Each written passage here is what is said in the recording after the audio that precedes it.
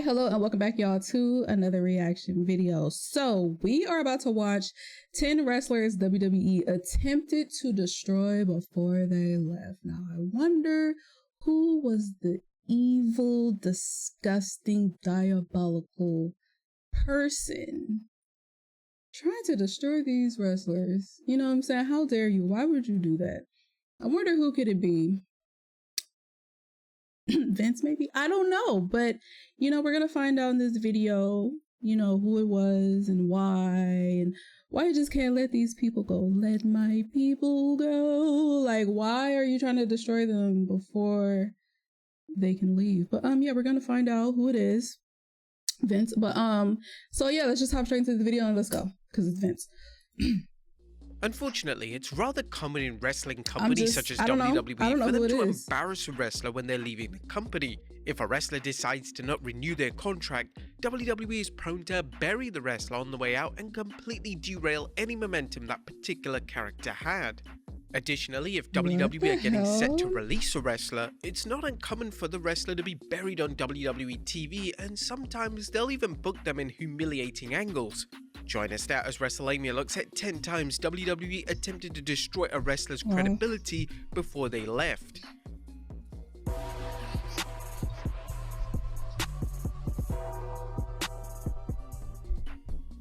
Be sure to subscribe and hit that notification bell for daily wrestling videos, and follow us on Facebook for exclusive lists. Also check out our new channel, WrestleMania Shorts. Number 10. Raven. Upon the debut of the Raven character on WWE television in 2000, fans hoped that WWE would realize just how special the Raven character was. Sadly, he was relegated to the hardcore division with the majority of his run, and he was barely involved in any substantial storylines. When WWE made the decision to cut Raven in 2003, they attempted to completely destroy any ounce of credibility the character had left. This began a few months prior when Raven lost a match to Tommy Dreamer and was consequently banished from Raw. This relegated Raven to Sunday Night Heat, which was a huge demotion and was WWE's way of telling fans that Raven was not a wrestler they needed to care about. Raven was eventually allowed back on Raw for his final month in the company, but he would only wrestle one time in the show, losing to Jeff Hardy and subsequently being released from WWE. Number 9. Eugene. There's an argument to be made that Eugene was humiliated and embarrassed during both of his WWE exits. During the final months of his initial WWE run, Eugene was in essence turned into an enhancement talent, and he rarely won. This over time seriously hindered his relationship with fans, as Eugene, who was wrestling Triple H on pay-per-view, was long gone, and now Eugene was lucky to get an entrance on television. He made his final WWE appearance of this run on August 31st, 2007's edition of SmackDown. He would be annihilated by Mark Henry and placed in a bear hug before passing out, writing him off TV in the process. His second run was over before fans even knew it, as Eugene was brought back in 2009, but Vince McMahon didn't like the physical shape he was in. This resulted in him having a match on Raw against the Calgary Kid, who would later be revealed to be The Miz, and was fired immediately after in humiliating fashion. Number 8. The Revival. He was just in January 2019, The Revival requested their WWE release, but this was outright denied for the next 15 months, as WWE believed that The Revival had zero intention of leaving the company, and the duo were threatening to leave so that they could receive a push.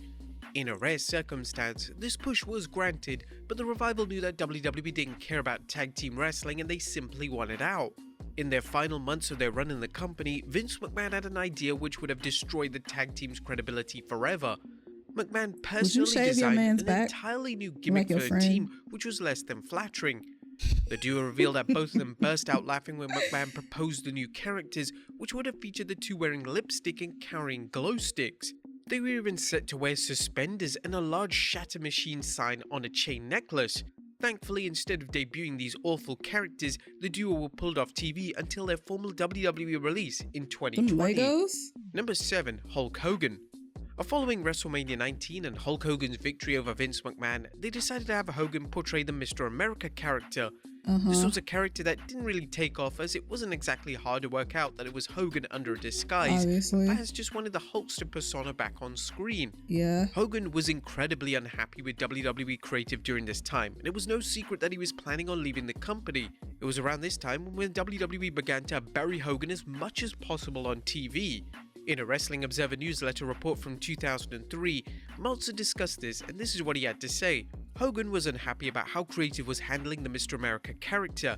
He'd come off losing to Vince McMahon in the arm wrestling match that didn't seem to serve a purpose, and then losing to Big Show's chokeslam in the six-man tag, which was to set up show for Zach Gowen and Stephanie McMahon. Number 6. Mickie James. The months leading up to Mickie James' 2010 release, it was almost as if WWE wanted to embarrass one of their top female stars as much as humanly possible. They would implement a controversial storyline which revolved around James's weight.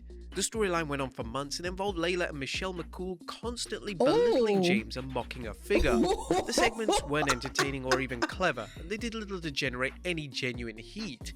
The storyline was without question designed to mock James before her eventual release, and over 13 years later, fans still discuss how inappropriate and offensive the storyline was.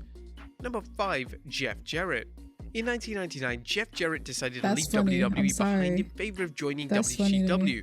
He would follow former WWE head writer Vince Russo to the company with the hopes of finally being a top guy. Jarrett's departure was controversial as he wasn't under contract at the time of the No Mercy pay-per-view, but he was Intercontinental Champion and naturally WWE wanted him to drop the title. Infamously, Jarrett held McMahon up for money and Jarrett was paid $200,000 to complete the match. In the months before Jarrett's departure, he would be booked in a storyline with Chyna in the Battle of the Sexes angle. This storyline portrayed Jarrett as extremely sexist, and it was obvious that WWE were annihilating his gimmick on the way out. In the No Mercy match against Chyna, the two would compete in a Good Housekeeping match, and in this match, Jarrett was defeated by Chyna thanks to being hit by the likes of a toilet seat and a literal kitchen sink. Number 4. Lita. Shortly after the retirement of Trish Stratus, another female legend decided to hang up her boots. Whereas Stratus was allowed to go on top, the same couldn't be said for Lita, as a WWE send-off was insulting and a massive disservice to Lita and the fans. Following a loss to Mickie James at the 2006 Survivor Series event, Prime Time would begin to auction off her personal belongings as a crowd heckled her. According to Lita during an interview with Chris Van Vliet, she was rather hurt by how WWE handled her departure. Damn. It was like, it just hurt my feelings, you know, and I was very vocal about it. I went to my producer that day. I went to the head writer. I went to Vince. I went back to my producer. I went back to the writer, back to Vince, being like, is there any way we can not do this? Can we just do this in a pre-tape later? Like, can I just have this match? And I remember saying, all right, well, this is the last time you get to pull my strings, so I guess you're pulling them hard, you know. I'll go out there and I'll do business because I'm a professional, but I want you to know this hurts my feelings. Number 3. The Big Show. For the longest time, it looked set that the Big Show would never leave WWE. However, in 2021, Big Show decided to leave the company. The former WWE champion has spoken at length about how WWE were treating him during his final months in the company. It was clear that WWE believed that Show had zero value as a top star. Big Show was fully aware that WWE weren't going to present him in a substantial manner ever again. That's crazy. According to Big Show, he was getting the impression that Vince McMahon wanted to put him into a retirement home, which was frustrating to him as he believed he had so much to offer WWE. One specific segment highlighted Show's frustration, and it was evidence that WWE were destroying Show's character before he left. In a segment with Randy Orton, Orton would berate Show and he would even grab him by his neck. It was a character-killing segment that was no doubt designed to embarrass Show and hinder any credibility he had left as a top star. Number 2. Bray Wyatt. In the months following Bray Wyatt's WWE release, it surfaced that Vince McMahon had a personal dislike of Wyatt. This would explain how poorly WWE presented Wyatt in his final months in the company, particularly how they booked the Fiend character. The Fiend was an interesting character, yet the feud with Randy Orton received mixed reviews as the match quality wasn't exactly stellar, and the Fiend would never seem to be able to secure a win. Wyatt's final match of his initial run was at WrestleMania 37. The Fiend would be defeated by Orton in arguably one of the worst matches on the show. Following the match, there was a distinct lack of desire from fans to see the Fiend character on TV, as he simply wasn't credible, and it was almost as if this is exactly what McMahon wanted to achieve with his questionable booking decisions. And number 1, Dean Ambrose. In unprecedented fashion, WWE decided to announce that Dean Ambrose would be leaving WWE in 2019 ahead of time.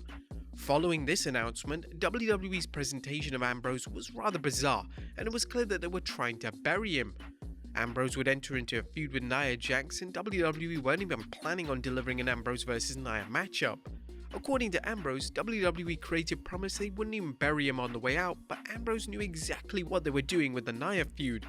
WWE would also book the ultra popular Steiner matches against the likes of EC3, which he would lose in 2 minutes. And it was so transparent what WWE were doing that fans firmly sided with Ambrose, and this would have no doubt annoyed McMahon, which often believed that he was smarter than the audience.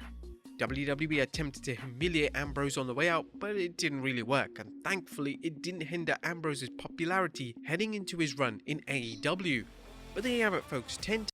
It really just looks like if you're not leaving for like because of retirement, or if you're not leaving because of like health reasons, or you can't perform so you have to retire, it just looks like if it's not any of those reasons and it's like you don't want to do it anymore, or you just for anything else, they're pretty much just gonna like, okay, you want to leave, but we're gonna like embarrass the fuck out of you on your way out. You know what I'm saying? Like, if it's not for health, if it's not because you're retiring, they're not gonna give you like the proper send off, basically. Like, they're just gonna humiliate you on your way out.